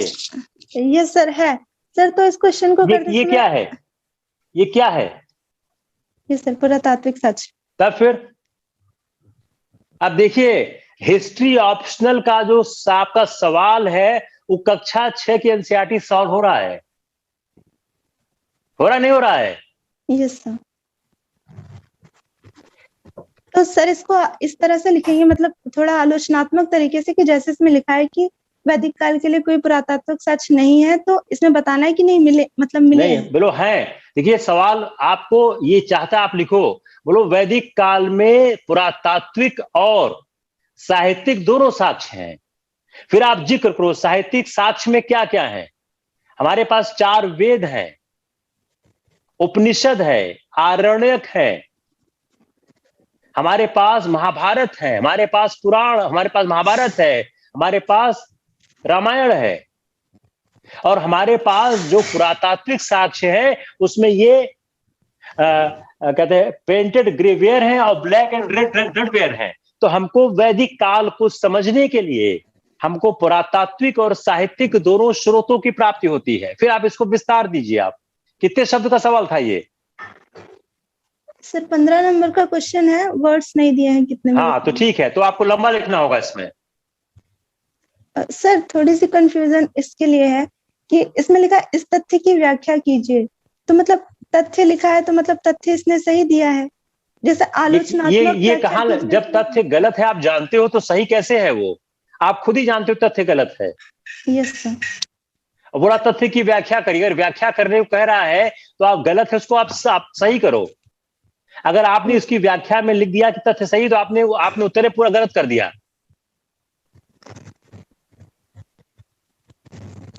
Okay sir, thank you. Shiv Shankar Singh, carbon dating साक्ष्य नहीं होता है, कार्बन डेटिंग साक्ष्य को जानने का एक तरीका होता है। हेलो सर, यस बोले। हाँ सर, 2015 में एक क्वेश्चन आया था कि पुरातत्व विज्ञान आर्यों को नहीं जानता है, केवल साहित्य ही आर्यों को जानता है। इसको क्रिटिकली एग्जामिन करना था। हिस्ट्री आपने इसको अगर इसको आंसर करेंगे, आप बोलोगे आर्यों को जानने का जो मुख्य स्रोत है साहित्यिक साक्ष्य है, लेकिन पुरातात्विक साक्ष्य में हमको ये दो प्राप्त होते हैं। जैसे आपने अभी बताया तो यही क्वेश्चन मतलब आगे बढ़ रहा था इससे, तो मैंने पूछ लिया। सेम देखो, आंसर सेम ही हो रहा है। आर्यों को जानने का जो मुख्य स्रोत है वो साहित्यिक साक्ष्य है, लेकिन ये दो साक्ष्य पुरातात्विक भी हमको प्राप्त हुए हैं। फिर आप सवाल को आगे बढ़िए और साहित्यिक साक्ष्यों की समीक्षा करिए। इसके बारे में आपको 3-4 लाइन लिखने को मिलेगा, आप लिख दीजिएगा। Okay sir, understand, thank you sir. और कोई?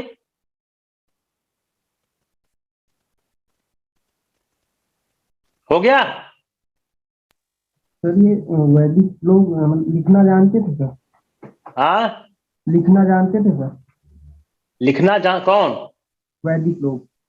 अगर नहीं जानते थे तो राइटिंग आई कैसे? साफ साफ में बताया कि यह एक परंपरा से दूसरी परंपरा में हस्तांतरित हुआ और इसको बाद में लिपिबद्ध किया गया। अगर आप लोग इतना नहीं जानते हो तो आईएएस कैसे दोगे भैया? कई बार बड़ी निराशा होती है कि कैसे आपको आईएएस बनाया जाए। इतना अगर माइंड अप्लाई नहीं हो पाता है तो क्या किया जा सकता है? देखिए, मैं बार बार कहता हूं, हम सिर्फ गाइडेंस दे सकते हैं। इंफॉर्मेशन गैदरिंग, राइटिंग सब आपको सीखनी पड़ेगी। 4 वेद क्यों नहीं रहेगा? वो तो रहेगा ही रहेगा ना।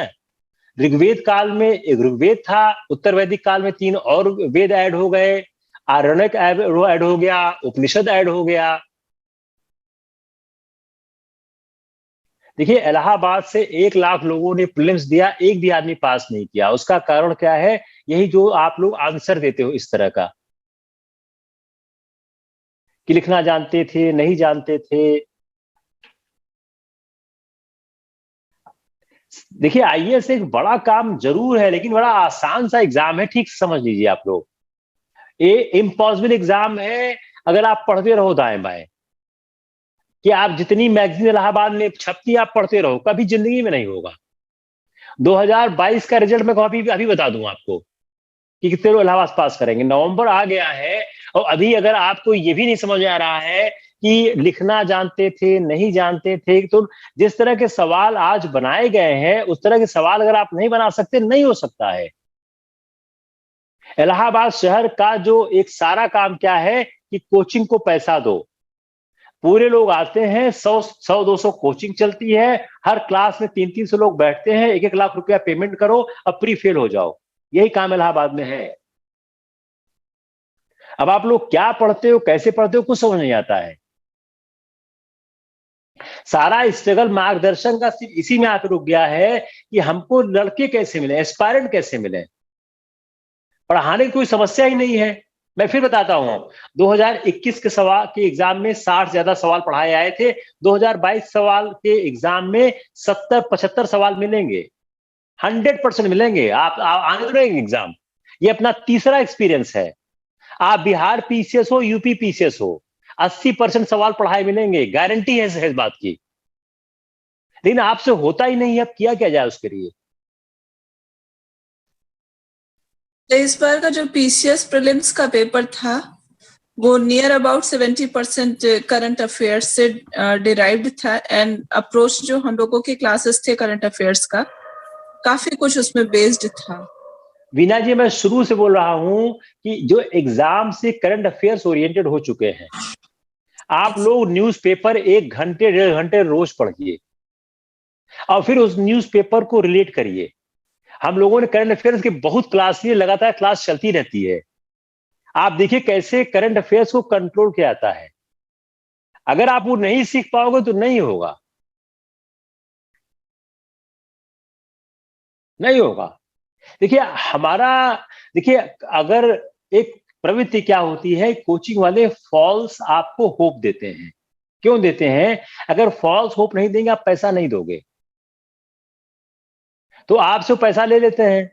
आप जाकर क्लास करते हो, उसमें होता जाता कुछ है नहीं। मैं बोलता हूं, आप इलाहाबाद की कोचिंग अगर ज्वाइन की हो, उसको छोड़ दो, वहां पढ़ोगे जिंदगी में नहीं हो सकता है। आप बता रहा हूं, 22 का रिजल्ट आएगा, आप बताना मेरे को कि किस कोचिंग से कितने लोग हुए, बताइएगा आप मेरे को। कोई इक्का दुक्का हो जाए, अपवाद में तो नहीं कर सकता हूं, लेकिन कोई नहीं हो सकता है, क्योंकि अप्रोच ही नहीं पढ़ाने का। जिस तरह से हम या शौर्य या इति क्लास ले रहे हैं, आपने ऐसा पढ़ने की कोशिश नहीं की होगी पहले। क्लास 6 से ही आपके सवाल सॉल्व हो रहे हैं मेंस के। क्यों सॉल्व हो रहे हैं? कुछ मैंने नया काम तो किया नहीं है, किताब तो वही है, वही 7-7 8-8 पेज लिखे गए हैं, लेकिन उसका इंटरप्रिटेशन समझना होगा, उसके पढ़ने का ढंग समझना होगा।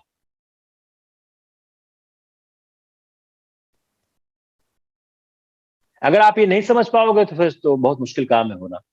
समझ जाओगे, हो जाएगा।